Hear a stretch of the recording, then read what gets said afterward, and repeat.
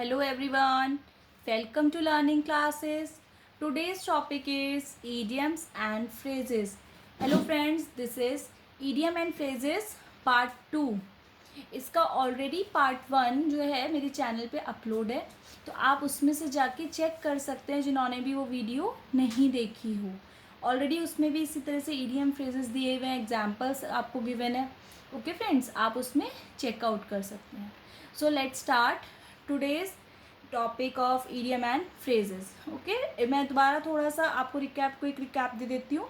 Idioms means मुहावरे and phrases means वाक्यांश. मुहावरे और वाक्यांश हम पढ़ने जा रहे हैं. इसमें वही जो लास्ट बताया था मैंने आपको कि जो हमें ऑलरेडी गिवन होता है उसका मीनिंग कुछ और जाता है, लेकिन जो एक्चुअल मीनिंग होता है उस इडियम का वो अलग होता है. ठीक है, तो इसका हम स्टार्ट करने जा रहे हैं फर्स्ट वन से. देखिए, it's all Greek to me. It's all Greek to me. इसका मतलब क्या है फ्रेंड्स? इसका मतलब है something that you don't understand. Something मतलब कुछ ऐसी चीज़ जो आपको समझ ही नहीं आ रही है, that is Greek to you. कुछ मतलब ऐसा है जो आप कितना समझने की कोशिश कर रहे हैं लेकिन आपको वो समझ में नहीं आ रही है. Like I wanted to play basketball with my friends but the rules were all Greek to me. मैं बास्केटबॉल खेलना तो चाहता हूँ मेरे फ्रेंड्स के साथ, बट मेरे को जो है उसके रूल्स ही नहीं पता है, तो वो मेरे को ना ही कुछ समझ आ रहे हैं और ना मेरे को बास्केटबॉल खेलना समझ में आ रहा है. ओके फ्रेंड्स, तो यहाँ पे हम यूज़ कर सकते हैं it's all Greek to me. Second one, cry wolf. Wolf की तरह रोना, यानी कि वुल्फ की तरह रोना नहीं. इसका मतलब है to raise a false alarm. मतलब ऐसा कुछ काम करना जो सबको पता है कि ये झूठ है, गलत है. ओके, मतलब जो है सामने वाला इसलिए कर रहा है कि उसको कुछ अटेंशन चाहिए, इस तरह से. ठीक, like Akash was just crying wolf, he wanted attention. Akash जो है वुल्फ की तरह रो रहा है बिकॉज ही वॉन्टेड अटेंशन. उसे अटेंशन चाहिए, वो चाहता है कि सब लोग उसकी तरफ देखें, सब उसकी बात समझें, उधर को जाएं. मतलब उसे अटेंशन चाहिए किसी भी तरह से, तो इसलिए वो वुल्फ की तरह क्राई कर रहा है. Okay friends, third one is burn the candle at both and. Candle को दोनों तरफ से जलाना. तो कैंडल को दोनों तरफ से जलाने का मतलब क्या है? इस वाले आइडियम्स का मतलब है कि to exhaust oneself by working too much. इतना ज़्यादा अपने को एग्जॉस्ट कर लेना, थका देना, मतलब बहुत ज़्यादा काम करना, बहुत ज़्यादा काम करना. तो इसके एग्जाम्पल क्या हो सकता है कि जो है कोई अपने को इतना ज़्यादा थका देगा, तो इतना ज़्यादा हमें थकाना नहीं चाहिए. ठीक है, इस तरह से आप किसी भी एग्जाम्पल के साथ इसको यूजेज ला सकते हैं. जैसे one should not burn the candle at both ends. किसी को भी अपने को इतना ज़्यादा नहीं थकाना चाहिए. ठीक है, क्योंकि इतना ज़्यादा एग्जॉस्ट होना भी आपकी जो है हेल्थ के लिए अच्छा नहीं होता है. Okay friends, next fourth one is cost and arm and a leg. एक आर्म और एक लेग की कॉस्ट नहीं, इसका ये मतलब बिल्कुल भी नहीं है. इसका क्या मतलब है फ्रेंड्स? इसका मतलब है एक्सट्रीमली एक्सपेंसिव. कोई ऐसी चीज़ जो बहुत ज़्यादा एक्सपेंसिव है, बहुत ज़्यादा महंगी है. कई बार बहुत ऐसी चीज़ें होती हैं जो अफोर्ड करना बहुत मुश्किल लगता है और लगता है कि इतना करने के लिए तो बहुत ज़्यादा हमें कुछ कॉस्ट देनी पड़ेगी जो कि शायद अभी हमारे पास नहीं है या हम नहीं दे सकते हैं, तो उसके लिए हम यूज़ करते हैं. This dress is lovely but it cost me N arm and a leg. ये ड्रेस जो है मुझे बहुत पसंद आई है, बट ये ड्रेस जो है बहुत ज़्यादा महंगी है, तो उसके लिए मैं बोल रही हूँ it cost me N arm and a leg. मतलब मेरे को उसके लिए तो बहुत देना पड़ेगा जो कि एक्सट्रीमली एक्सपेंसिव है. ठीक है, तो इसके लिए हम यूज़ करेंगे. Fifth one is in deep water. In deep water मतलब गहरे पानी में नहीं, एक ऐसी सिचुएशन में जो कि बहुत डेंजरस, डिफ़िकल्ट या ट्रबल वाली सिचुएशन आ जाती है, तो वहाँ पे हम यूज़ करते हैं इन डीप वाटर. तो इन डेंजरस डिफ़िकल्ट सिचुएशन ऐसे के लिए हम यूज़ करेंगे इन deep water. Like say for example, having lost her passport in London, Siya is now in deep water. आप सभी को पता है कि बाहर जाते तो पासपोर्ट ज़रूरी होता है, तो ऐसे में अगर सिया बाहर गई थी और उसका पासपोर्ट कहीं उससे खो गया, now she is in deep trouble. बहुत ज़्यादा वो परेशानी में घिर गई है, तो उसके लिए वो यूज़ करिए she is now in deep water. Okay friends, sixth one is cry over spilt milk. क्या दूध बिखर गया है यहाँ पे?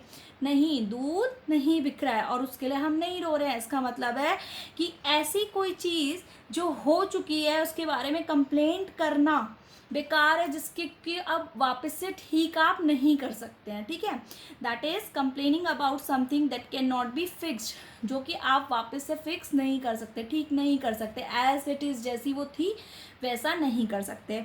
Like it's now too late Sanjay to cry over spilled milk. Like Sanjay से कुछ ऐसी शायद गलती हो गई जिसके लिए कि अब उसको समझाया जा रहा है कि अब इसमें बार बार पछताने से कोई फ़ायदा नहीं है। It's too late. मान लीजिए किसी से आपकी कोई चीज़ टूट गई, खो गई, जो कि अब आपको मिलनी पॉसिबल नहीं है, तो वहाँ पे भी हम ये यूज़ लगा सकते हैं कि नाउ इट्स टू लेट।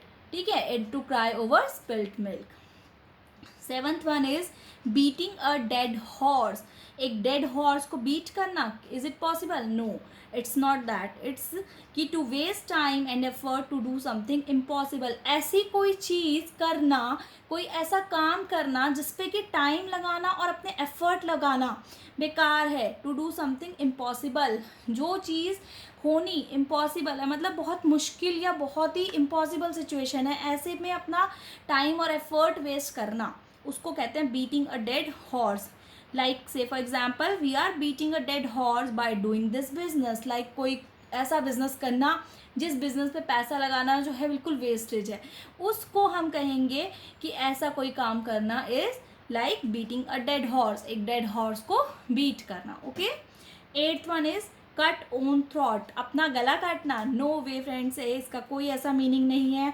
इसका मीनिंग है to do something that is bad for oneself. ऐसा कोई काम करना कि जिससे कि आप अपने लिए ही कुछ ऐसी सिचुएशन या कोई ऐसी मुसीबत खड़ी कर रहे हैं, ठीक है, जो आपको ही आगे नुकसान दे सकती है, उसके लिए हम कहते हैं cut own throat. Like Raghav cuts his own throat when he suddenly quit his job. Raghav ने जो है अपना खुद का ही जो है गला, मतलब उसने काटा अपने को, ऐसी सिचुएशन में फंसाया जिसमें कि उसकी जो है, जिससे कि उसकी खुद ही की जो है उसको जॉब को क्विट करना पड़ गया। तो ये जो है उसने अपने को जॉब क्विट करी है, तो खुद ही वो मुसीबत में आ गया है उस सिचुएशन की वजह से। ओके, तो ये इसका मीनिंग हो जाता है।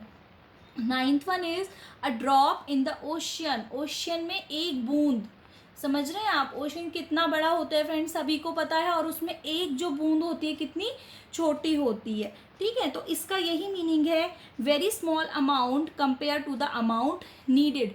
बहुत छोटा अमाउंट कंपैरेटिवली, जितना ज़्यादा आपको उसकी ज़रूरत है उससे बहुत ही कम अगर आपको मिल रहा है, तो उसको हम कहेंगे a drop in the ocean.